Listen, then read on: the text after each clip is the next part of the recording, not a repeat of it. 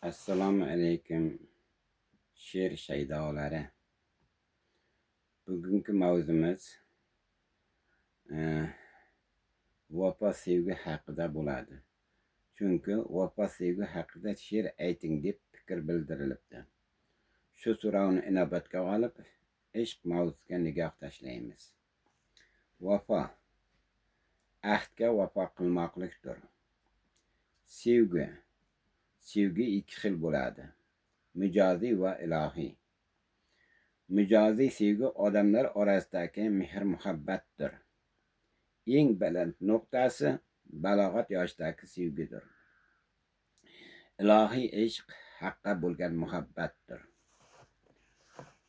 Vafo sevgi, do'stlik, mehr muhabbat. Vafo sevgi, do'stlik, mehr muhabbat. Qalblarga qo'yilgan tengsiz toji taxt. İnson yuragida bo'lmasa sevgi, dunyo bo'lmas edi baxt. Mendek bo'lolmas g'azalim. Albatta meni fikrim yoshim keksaligi uchun ilohiy ishqqa ko'p qaratiladi. Bu mendek bo'lmas g'azalimni mijoziy ma'noda ham qabul qilsalaringiz bo'ladi. Haqni oshiq dildan singmay, haqni oshiq dildan singmay, chin qalandar bo'lolmas. Muhabbatga riyo qo'nsa bir vafodor bo'lolmas. Haqni oshiq dildan singmay, chin qalandar bo'lolmas. Muhabbatga riyo qo'nsa bir vafodor bo'lolmas.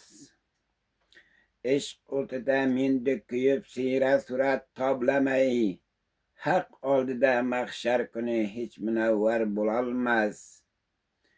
Yolg'on yengil hislatlarga nigoh solma gul malak, hasad birla bo'lgan oshiq chin giribdor bo'lolmas. Oramizda shayton o'ynar gulni yordan ajratmoq, ajralsamda senga oshiq mendek xumor bo'lolmas. Borliqni sayr ayla kezib, oshiq qalblar qolmasin, gulim seni mendek sevgan biror dildor bo'lolmas. Ishqing o'ti qalbga tushdi, qalb yonar, dunyo yonar, gulxonada mendek kuygan bir samandar bo'lolmas.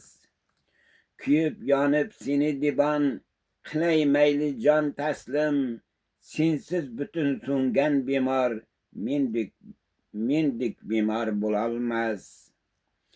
Seni dibon jondan kechib, o'lsa oshiq Nurmurod, qabristonda ishqim tutar, bundayin mozor bo'lolmas. Sevgi haqida, vafo haqida so'raganga ham rahmat. Hammalaringizga rahmat. Sog' bo'linglar.